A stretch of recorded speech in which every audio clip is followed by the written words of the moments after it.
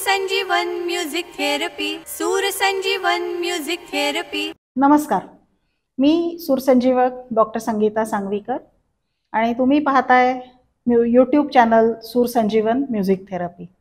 आज आपण डॉक्टर पंडित शशांक कट्टी यांच्याकडून गर्भांकुर या त्यांच्या स्पेशली डिझाईन्ड जे म्युझिक आहे फॉर प्रेग्नंट लेडीज याच्याबद्दल आपण जाणून घेणार आहोत. आपली येणारी पिढी ही आरोग्यपूर्ण असावी, इंटेलेक्च्युअली खूप छान असावी, शारीरिक मानसिकदृष्ट्या सक्षम असावी असं आपल्याला सगळ्यांनाच वाटत असतं आणि त्याच्यासाठी आपण फार तऱ्हेचे प्रयत्नही करत असतो. आजकाल तर असं आहे की एक किंवा दोन, खरं तर दोन मुलांचा सुद्धा जमाना गेला, आता एकच मूल असतं. So every child is a precious child आणि त्याचं ते ओव्हरऑल चांगल्या पद्धतीने या जगात यावं, चांगल्या पद्धतीने डेव्हलप व्हावं याच्यासाठी आपण सगळेच खूप प्रयत्नशील असतो आणि ह्या प्रयत्नाचाच एक भाग म्हणजे गर्भांकुर ही सूरसंजीवनची म्युझिक थेरपी आहे.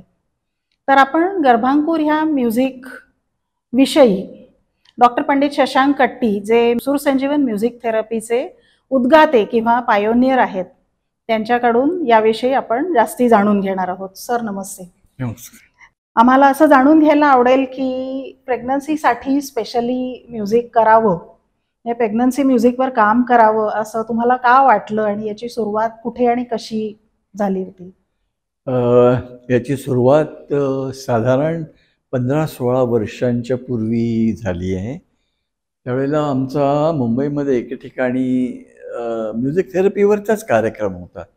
तिथे आम्हाला भेटायला डॉक्टर शुभांगी ढगे आणि डॉक्टर दिवाणा या दोघीजणी आल्या आणि आमचं लेक्चर वगैरे ऐकल्यानंतर त्या मला भेटल्या. त्या मला म्हणाल्या की आम्ही गायनॅक आहोत. डॉक्टर शुभांगी ढगे या सांताक्रूजला कालिना येथे शिरेकर मॅटर्निटी होम नावाचं जे प्रसूतीगृह तिथे चीफ गायनॅक म्हणून काम करत होत्या. त्या मला म्हणाल्या की प्रसूतीच्या वेळेला ज्या काही वेदना होतात प्रसूतीच्या किंवा ज्याला लेबर पेन असं म्हणतात, त्याच्यावर तुम्ही काही करू शकता का, त्याच्यावर काही म्युझिक थेरपी तुम्ही देऊ शकता का असं त्याने मला विचारलं. मी म्हटलं आपण प्रयत्न करून बघायला काहीच हरकत नाही, कारण ते माझ्यासाठी एक म्हणजे पहिलंच अशा प्रकारचं चॅलेंज होतं की असं काहीतरी करावं म्हणून. मग मी त्यांना म्हणाल्या, त्या मला म्हणाल्या की माझं स्वतःचंच म्हणजे मी स्वतःच ते चालवते असं ते मॅटर्निटी होम आहे, तिकडे आपण याच्याविषयीचे प्रयोग करू शकतो. ग्रेट. आणि मला म्हणाले की तिकडे तुम्ही या, आपण त्याच्यावर अभ्यास करू. मग माझे आयुर्वेदाचे सहकारी जे होते डॉक्टर संजय छाजेड, त्यांच्याशी पण मी डिस्कस केलं. डॉक्टर शुभांगी ढगे यांच्याकडनं पण मी बऱ्याच गोष्टी समजावून घेतल्या. मग त्याच्यानंतर काही रेफरन्सेस पाहिले आणि एक विशिष्ट प्रकारचं म्युझिक तयार केलं मी. ते म्युझिक म्हणजे असं होतं की शेवटच्या महिन्यामध्ये म्हणजे 9व्या महिन्यामध्ये जो वायू, वाताचा एक प्रकार अपान वायू कार्यरत असतो आणि जो गर्भाला बाहेर काढण्यासाठी मदत करतो, तर त्याला बल द्यावं अशा प्रकारे म्युझिक मी बनवलं आणि त्यांच्या तिकडे आम्ही तो एक प्रयोग केला. हा प्रयोग म्हणजे नक्की तुम्ही कसा केलात? हा प्रयोग म्हणजे असा केला, त्यावेळेला मी एक असं स्पेशल युनिट डिझाईन करून घेतलं की ज्याच्यामुळे त्याच्या ॲम्प्लिफायरच्या थ्रू अशी जवळजवळ 20 आउटलेट्स देता येणार होती हेडफोन्सची. आणि त्याचं एक जो टोक होतं त्या माझ्या सतारीला डायरेक्ट कॉन्टॅक्ट माईकच्या थ्रू जोडला होता. म्हणजे तिकडे जो आम्ही प्रयोग केला ते तिकडे आमच्या त्यावेळेला 8 बायका होत्या ज्या शेवटल्या महिन्यात त्यांची प्रेग्नन्सी चालू होती. तर त्यांना आम्ही जवळजवळ महिनाभर ते विशिष्ट प्रकारचं म्युझिक आम्ही त्यांना ऐकवलं. मी त्यांच्या तिकडे जात होतो. हे सगळं तुम्ही 1 महिनाभर केलं? 1 महिनाभर केलं, कारण तो शेवटचा महिना होता. त्याच्यात ते करायचं होतं आणि आमचा एक्सपेरिमेंट होता तो. आणि त्या ऐकायच्या. आणि त्याच्यानंतर जेव्हा रिझल्ट्स आले तेव्हा असे रिझल्ट्स आले की त्याच्यापैकी फक्त एक जी होती मुलगी होती तिला सिझेरियन करायला लागलं. काहीतरी तो वेगळा प्रॉब्लेम होता. आणि बाकी सगळ्या जणी म्हणजे जवळजवळ 75% आपण असं म्हणायला हरकत नाही लोकांची नॉर्मल डिलिव्हरी आणि पुष्कळसं पेनलेस अशा प्रकारची डिलिव्हरी झाली होती. आणि अशा प्रकारचा तो आमचा जो पहिला प्रयोग होता तो फार छान रीतीने सक्सेसफुल झाला असं मला वाटलं. आणि तिथूनच मला ते तिथे एनकरेजमेंट मिळाली की ओके, हे आपण याच्यावर काम करूया अधिक म्हणून. नक्कीच हा तुमच्यासाठी खूप आनंदाचा म्हणजे एक सेन्स ऑफ अचिव्हमेंट बरोबर ज्याला म्हणतात तसा प्रकारचा तो सेशन असणार आहे. मग आता प्रेग्नन्सीमध्ये ज्या काही कॉमन कंप्लेंट्स असतात म्हणजे की से नॉशिया वॉमिटिंग असतं किंवा विशिष्ट प्रकारची फूड क्रेव्हिंग असतात, आंबट खावंसं वाटतं, गोड खावंसं वाटतं, तर हे जे काही कॉमन प्रॉब्लेम्स असतात हे तुम्ही कसे कसे ॲड्रेस केलेत? त्याच्यासाठी पहिल्यांदा एक कॉमन म्हणजे वॉमिटिंग असतं ते. तर आमच्या या ज्या डॉक्टर शुभांगी ढगे त्यांच्यावरच तो एक आपोआप नॅचरल प्रयोग झाला असं म्हणायला हरकत नाही. की एकदा त्यांचे मिस्टर माझ्याकडे आले आणि मला म्हणाले की डॉक्टर ढगेंना ॲडमिट केलं आहे हॉस्पिटलमध्ये, 4 दिवस झाले आणि त्यांना उलट्या आणि ॲसिडिटीचा फार मोठा त्रास होतोय, तर तुम्ही त्याच्यावर काहीतरी द्या. तर बायचान्स म्हणजे ती ॲसिडिटीची एक कॅसेट, त्यावेळेला कॅसेट्स होत्या तयार होती, मी त्यांना दिसलं आणि खरोखर त्यांनी त्या ऐकल्यानंतर 3-4 तासामध्ये साधारण त्यांची ती ॲसिडिटीचा जो त्रास होता त्यांना म्हणजे रेग्युलर काहीतरी कारणामुळे होत होते ते वॉमिटिंग, ते थांबलं. आणि तिथे मग आम्ही आमच्या या ज्या पुढच्या सगळ्या याच्यामध्ये 9 महिन्याच्या म्हणजे 8 महिन्याच्या जेवण त्याच्यामध्ये त्या विशिष्ट महिन्याला ती कॅसेट ते म्युझिक ॲड केलं. आणि त्याच्यानंतर असे अनुभव आलेत की मग हा जो त्रास आहे हा जनरली त्या मुलींना प्रेग्नन्सीमध्ये होत नाही. आता तुम्ही डॉक्टर ढगेंचा उल्लेख केलात, तसं अजून काही डॉक्टर्स म्हणजे जे स्त्रीरोग तज्ज्ञ आहेत त्यांच्याबरोबर हे प्रयोग केलेत का? प्रयोग मी याच्याविषयी केले. काही समोरून मला विचारणा करण्यात आली की तुम्ही हे कराल का ते कराल की, त्याच्यावरनं मी त्या ठिकाणी जाऊन प्रयोग केलेत. तर एक तुम्हाला मी असं ठळक उदाहरण देतो. म्हणजे सांताक्रूझ वेस्टला आमच्या मुंबईमध्ये एक सूर्या नर्सिंग होम म्हणून आहे. आता सूर्या नर्सिंग होम फार मोठी एक एंटिटी झालेली आहे. सूर्या नर्सिंग होम तिकडे होतं. तिथे प्रिमॅच्युअर्ड बेबीजवर इलाज करण्यासाठी ते स्पेशल असं नर्सिंग होम होतं. आणि तिकडे डॉक्टर सुरेंद्र अवस्थी म्हणून होते. तर त्यांच्याकडे मला कोणतरी घेऊन गेलं की इथे आपल्याला काही करता येईल का. तर त्यांनी मला म्हणाले की प्रिमॅच्युअर्ड बेबीजचा सगळ्यात मोठा प्रॉब्लेम कुठला असेल तर वेट गेन. आपल्या मातेपासनं ते लवकर वेगळे झालेले असतात, त्यामुळे त्यांना पाहिजे तशी नरिशमेंट किंवा ही होत नसल्यामुळे त्यांच्या वेट गेनवर खूप परिणाम झाला असतो. जे महिन्याला वजन वाढायला हवं किंवा दिवसाला वजन वाढायला हवं तसं ते होत नाही. तर त्याच्यावर तुम्ही काय करा. तर आयुर्वेदामध्ये ज्याप्रमाणे लिहिलेलं आहे की वेट गेन आपल्याला कुठल्या तरी कफदोषाला बल दिल्यामुळे ते कफदोषाचं कामच आहे. तर मी त्या दोषाला बल देणारी एक विशिष्ट कॅसेट मी बनवली त्यांच्याकडे. आणि मग अर्थात डॉक्टर अवस्थींनी त्यांचाच इंटरेस्ट होता म्हणून खूप कोऑपरेशन केलं. तर ती केवढी असणार आहेत बाळं, प्रिमॅच्युअर्ड एवढी बाळं असणार आहेत. तर त्यांच्यासाठी त्यांनी छोटे असे हेडफोनसाठी असे बनवून घेतले ते त्यांच्या कानात. आणि ते म्युझिक आम्ही त्यांना 28 दिवस ऐकवलं. आणि तिथे आम्ही माझ्या करिअरमधला पहिला डबल ब्लाइंड हा प्रयोग केला की 4 बेबीजना आम्ही ऐकवलं म्युझिक आणि 4 बेबीजना ऐकवलं नाही. आणि 8ही बेबीजना मेडिकेशन मात्र चालू होतं. मेडिकेशन सेम मेडिकेशन होतं आणि 4 जणींना आम्ही ऐकवलं आणि 4 बेबीजना आम्ही ऐकवलं नाही. सुरुवातीला या 8 बेबीजचं ॲव्हरेज वेट गेन दिवसाला 15 ते 16 ग्रॅम होतं. त्याच्यानंतर 28 दिवसाचं ज्यांना आम्ही पहिल्यांदी नुसतं मेडिकेशन दिलं होतं त्यांची वाढ वाढून दिवसाला 25 ते 26 ग्रॅम झाली होती. आणि ज्यांना आम्ही म्युझिक आणि मेडिकेशन हे दोन्ही केलं होतं त्या 4 बेबीची ॲव्हरेज वाढ 40च्या पुढे झाली होती. ग्रेट. अशा रीतीने हा एक फार मोठा फरक आम्हाला मिळाला होता. म्हणजे इथे 10 याची झाली ग्रॅमची आणि तिथे 25 ग्रॅमची वाढ झाली. एवढा म्हणजे ग्रोथ याच्यासाठी सुद्धा कुठेतरी ते एक प्रूफ आम्हाला मिळालं की ग्रोथ ऑफ द बेबीज.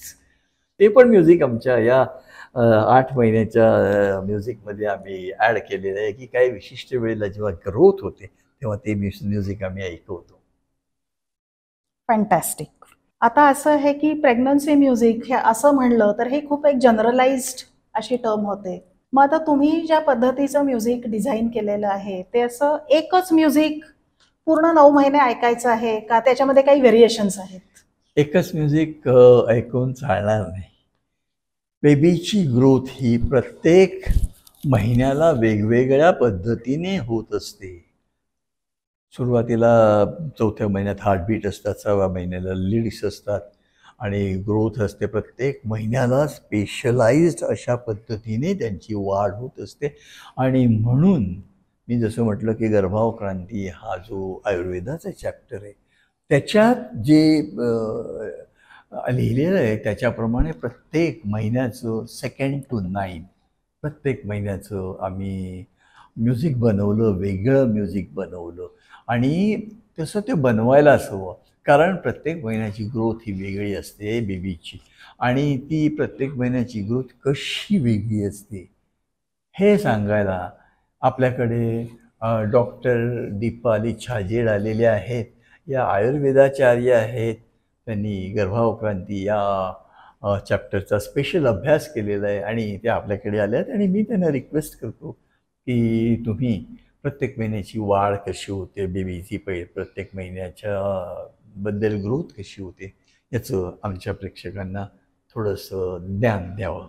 मी वैद्या डॉक्टर दीपाली छाजेड गर्भाची मासानुमासिक वृद्धी कशी होते हे आपणास थोडक्यात सांगणार आहे. पहिल्या महिन्यामध्ये गर्भ हा अतिशय लहान 1 सेंटीमीटर साईजचा आणि जेली लाईक स्ट्रक्चर असतो. परंतु आपल्याला ज्या वेळेला गर्भनिर्मिती झाली आहे हे कळेपर्यंत तो महिना निघून गेलेला असतो. म्हणून आपण दुसऱ्या महिन्यापासून याला प्रेग्नन्सीला काउंट करायला सुरू करतो. दुसऱ्या महिन्यामध्ये गर्भ हा एक कॉम्पॅक्ट आणि एक शेप अक्वायर करतो ज्याला आपण असं म्हणू शकतो की नॉट शेप आहे आणि तो एक स्थिरत्व किंवा कॉम्पॅक्टनेस त्याच्यामध्ये येतो. तिसऱ्या महिन्यामध्ये विशेषतः पेन अँड प्लेजर याचं नॉलेज अक्वायर करायला लागतो. म्हणजेच माइंड हे ॲक्टिव्ह होतं ज्याला आपण मन असं म्हणतो. आणि 4थ्या महिन्यामध्ये जेव्हा गर्भिणीला त्यावेळेला दोरोद अवस्था असं म्हणतात. म्हणजे याचा अर्थ की 4थ्या महिन्यामध्ये बाळाचं हृदय तयार होतं. हृदय हे एक अवयव आहे म्हणजे अवयव फॉर्ममध्ये हृदय हे 4थ्या महिन्यात तयार होतं आणि गर्भिणीच्या शरीरामध्ये त्यावेळेला 2 हृदय असतात म्हणून त्याला दौरुद अवस्था म्हणतात. परंतु आपण जसं म्हणलं की मन हे 3ऱ्या महिन्यामध्ये आणि हृदय हा अवयव हा 4थ्या महिन्यामध्ये तयार होतो. 5व्या महिन्यामध्ये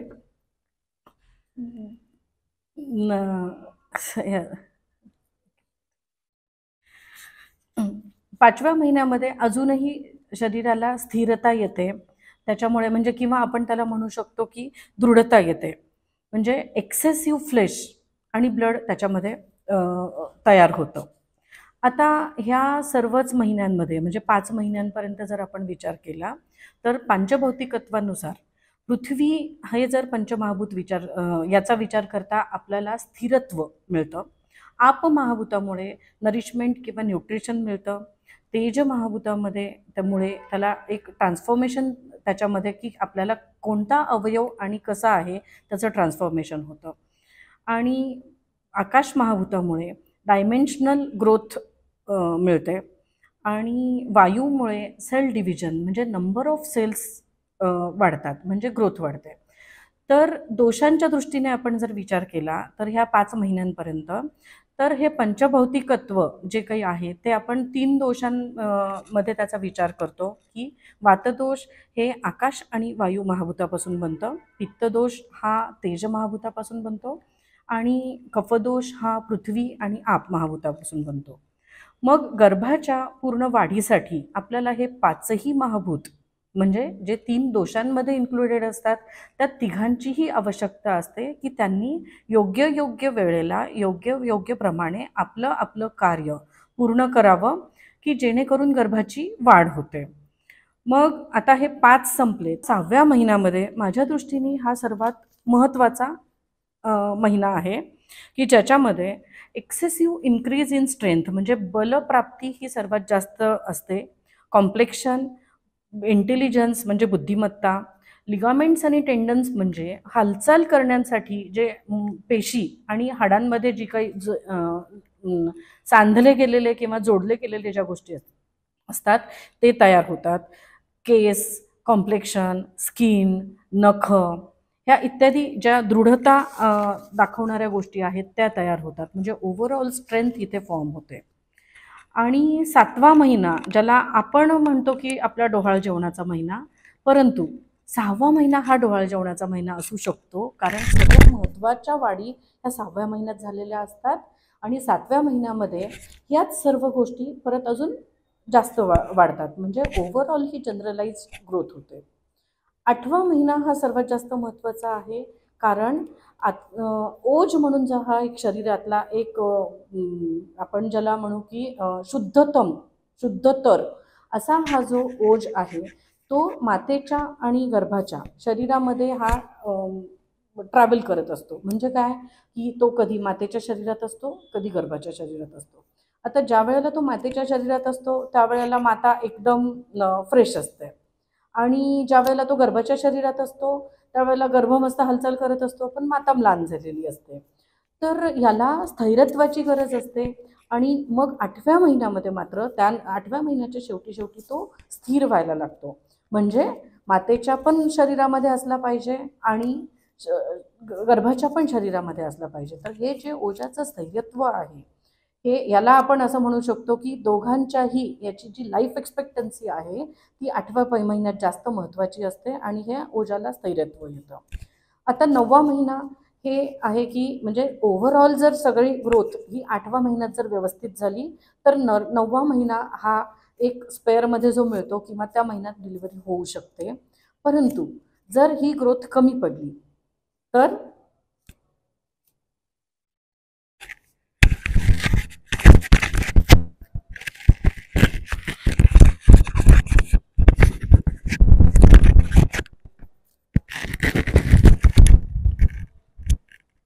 जर ही ग्रोथ किंवा वाढ जर कोणत्या एखाद्या छोट्याशा गोष्टीमुळे जर कमी पडलेली असेल तर ती 9व्या महिन्यामध्ये पूर्ण भरून निघते आणि त्यामुळे त्याला आपण जनरलाइज ग्रोथ म्हणतो. आणि सगळ्यात महत्त्वाची गोष्ट म्हणजे की वातदोषाचं जे कार्य आहे की नियंता आणि प्रणेता म्हणजे काय की तो प्रेरण करतो हालचालींना आणि नियंत्रण करतो. मग आता जे 9 महिन्यापर्यंत जी काही शरीराची म्हणजे गर्भाच्या शरीराची जी काही वाढ झालेली आहे तोपर्यंत त्या गर्भाशयामध्ये त्याला टिकवून ठेवणं, त्यावरती नियंत्रण करणं हे त्याचं काम आहे. आणि एकदा का वाढ पूर्ण झाली तर तो वायू त्याला काय करतो, त्याला एक्सपेल करतो म्हणजे शरीराच्या बाहेर डिलिव्हर करायला मदत करतो. म्हणजेच तो प्रेरण करतो. म्हणजे वाढ जर पूर्ण झाली असं ज्या वेळेला ठरतं त्यावेळेला मग ते डिलिव्हर व्हायला मदत होते. तर अशा प्रकारे 3ही दोष आणि पंचमहाभूत हे आपल्या आपल्या गुणधर्मानुसार आपल्या आपल्या कर्मांनुसार हे बाळाच्या वाढीपासून म्हणजे गर्भनिर्मितीपासून गर्भाच्या वाढीपासून ते गर्भनिष्क्रमण म्हणजे डिलिव्हरीपर्यंत हे प्रेग्नन्सीमध्ये मदत करत असतात. एखादी बाई प्रेग्नंट आहे म्हणल्यानंतर तिला असे जनरलाइज्ड ॲडवाईस खूप दिले जातात कुटुंबाकडनं, घरातल्या सिनियर्सकडनं, की बाबा मंत्र ऐका किंवा तुम्हाला आवडणारं म्युझिक ऐका. तर याच्याबद्दल तुम्ही काय सांगाल? त्याच्याबद्दल मला असं सांगावंसं वाटतं, की जसं पहिल्यांदी तुम्ही सांगितलं, की आपली मुलं ही आता आपण 1-2 अशीच असतात आणि जी आपल्यासाठी अतिशय स्पेशल अशी मुलं असतात किंवा त्यांचा आपण नेहमी प्रत्येक वेळेला अतिशय त्यांच्या बाबतीत विचार करत असतो. त्यांच्या पोटात असताना त्यांना काय फायद्याचं आहे, काय द्यायला पाहिजे याच्याविषयी आपण विचार करत असतो. त्याच्याचप्रमाणे म्युझिकसुद्धा काय ऐकवायचं याच्याविषयी डेफिनेट असा विचार करायला लागतो आणि तसा जर विचार न करता काहीतरी असं कोणीतरी सांगतंय म्हणून आपण जर म्युझिक ऐकवायला लागलो तर त्याचा खरोखरच परिणाम चांगला होत नाही. आणि याच्यासाठी मी तुम्हाला मुद्दाम काही उदाहरणं देणार आहे. मागे मी नांदेड इथे माझं एक लेक्चर डेमॉन्स्ट्रेशन ऑर्गनाईज केलं होतं. तिथे गेलो होतो आणि तिथे मी गर्भांकुर या विषयावर तिथे मी बोललो थोडंसं.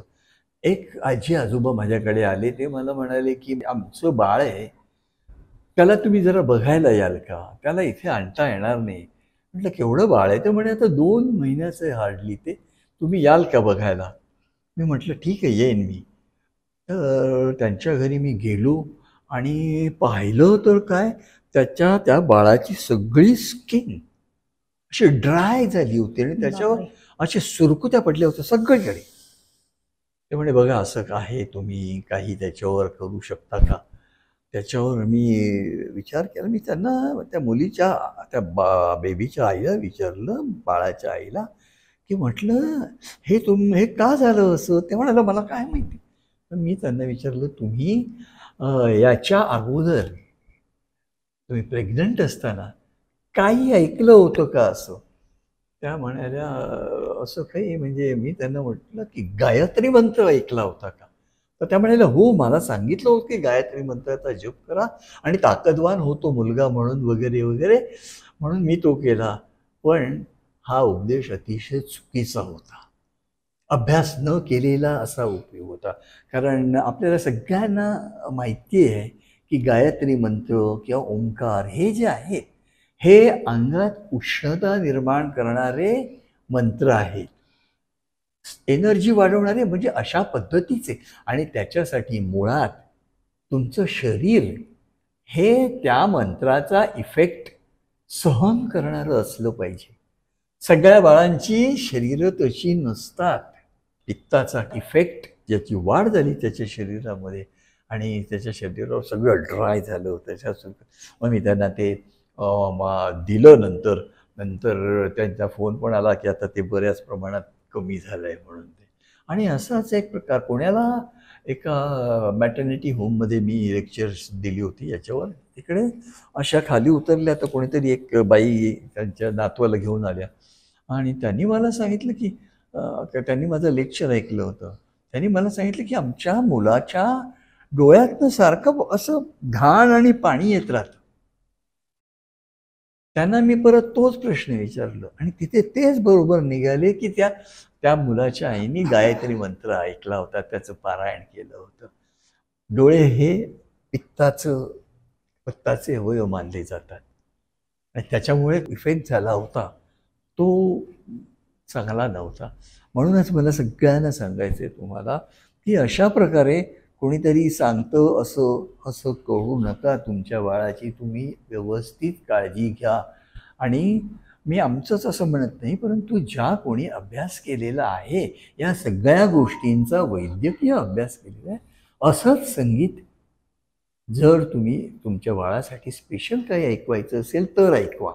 अर्थात तुम्ही जनरल काही ऐकवलं वगैरे तर त्याचा एवढा परिणाम होत नाही. परंतु तुम्हाला जर संगीत उपचार तुमच्या बाळासाठी करून घ्यायचे असतील तर नक्कीच या सगळ्या गोष्टींचा तुम्ही विचार करायला हवा. नाहीतर त्याचे परिणाम तेवढेसे चांगले न होण्याची शक्यता आहे.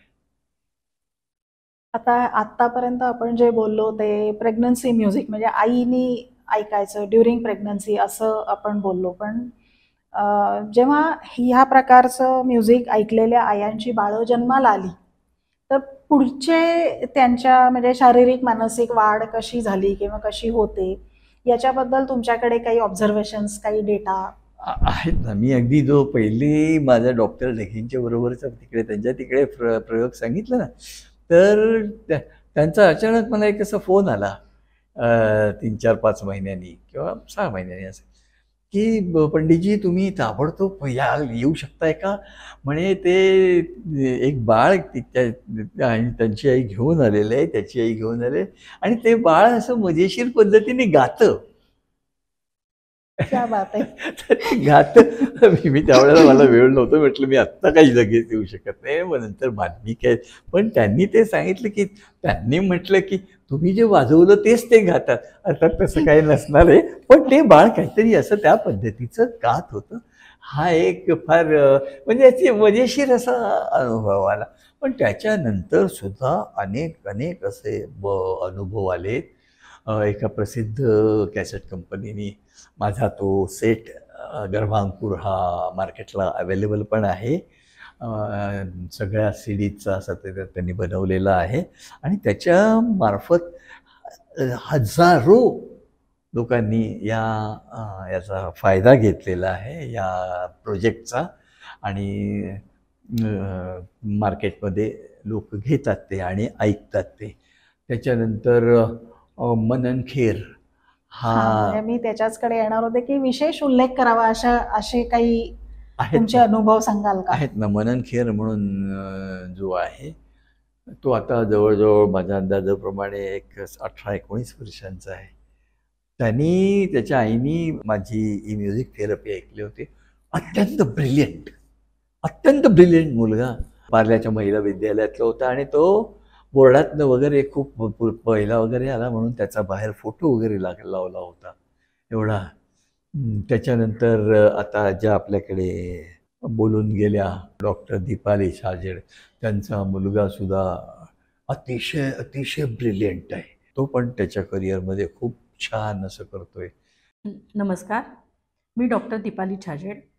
सूरसंजीवन म्युझिक थेरपी यांच्या गर्भांकुर हा जो कॅसेटचा सेट होता, म्हणजे 2005 साली माझ्या प्रेग्नन्सीमध्ये सरांची आणि माझी त्या दरम्यान ओळख झाली आणि सरांकडून मी तो गर्भांकुरचा सेट घेतला 2 ते 9 महिन्यांपर्यंत आणि तो मी ऐकला.